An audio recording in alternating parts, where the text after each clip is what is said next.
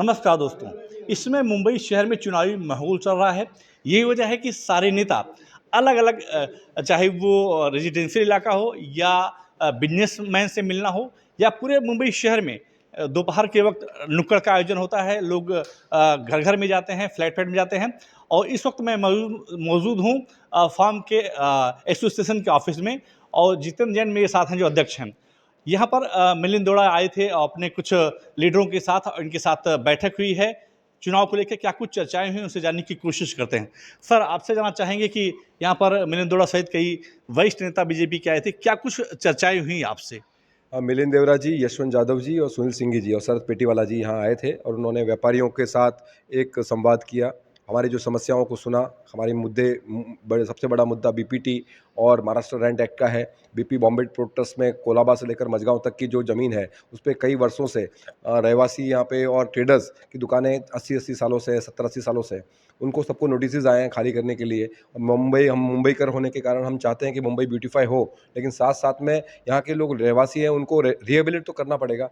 आप उनको रिहेबिलिट करिए, तो इन्होंने आश्वासन दिया है इन्होंने मिलिंद जी ने कि जैसे ये इलेक्शन ख़त्म हो जाएंगे वो हमें एक डायरेक्ट हमारा डेलीगेशन दिल्ली लेके जाएंगे, मोदी जी से हमारा मुलाकात कराएंगे और इस मामले में जल्द से जल्द उसका सोल्यूशन लाने की आश्वस्त किया है उन्होंने। सेकंड, महाराष्ट्र रेंट एक्ट, पगड़ी की जगह मुंबई में और महाराष्ट्र में, क्योंकि यहाँ पे जगह जो भी खरीदते थे पहले पगड़ी का सिस्टम ही चलता था और आज भी चलता है, लेकिन आजकल जो रेंट एक्ट के कारण रेंट इतना बढ़ाने की बात चल रही है कि वो आदमी कोई भर ही नहीं पाएगा और सबको अपनी अपनी जगह छोड़ के वहाँ से जाना पड़ेगा। तो ये दो बड़े मुद्दे हैं जो हमने उनके सामने लाए। उसके अलावा जीएसटी और छोटे छोटे सैनिटेशंस के इशू थे, जो उन्होंने कहा कि हम इलेक्शन के बाद 1 to 1 एवरी 3 मंथ, उन्होंने कमिटमेंट भी दिया कि एवरी 3 मंथ वो फार्म की हॉल में आएंगे और व्यापारी से सम्मान करेंगे, उनकी समस्याओं को समझेंगे और क्योंकि वो राज्यसभा में नॉमिनेट हुए हैं वो राज्यसभा में हमारी बात उठाएंगे। और अगर आगे जाके जो भी कैंडिडेट आता है, हम वही जो भी कैंडिडेट यहाँ पे हमारा व्यापारियों का सुनेगा हम उनको सपोर्ट करेंगे, वोट करेंगे। यही हमने आज मीटिंग में हमारा निर्देश फाइनल किया है। सर, जब से चुनाव घोषित हुआ तब से मुझे लगता है कि दूसरी तीसरी बार बीजेपी के कार्यकर्ता, यहाँ के स्थानीय नेता फॉर्म से मिलकर गए हैं। क्या अदर पार्टी के और नेता आपके संपर्क में है या अपने मैनिफेस्टो को आपको बताया है?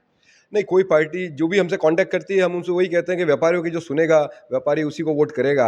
अभी जो संपर्क कर रहे हैं उनको बुला के हम हमारी समस्याएं उनके समक्ष रख रहे हैं।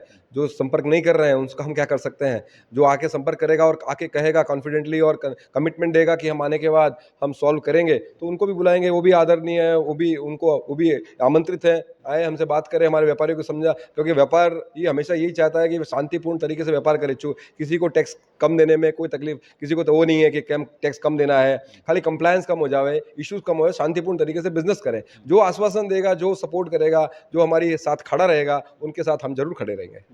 ये जितेंद्र जी हैं, इनका साफ कहना है कि व्यापारी हमेशा से जो है देश की इकोनॉमी में अपनी अहम भूमिका अदा करता आ रहा है।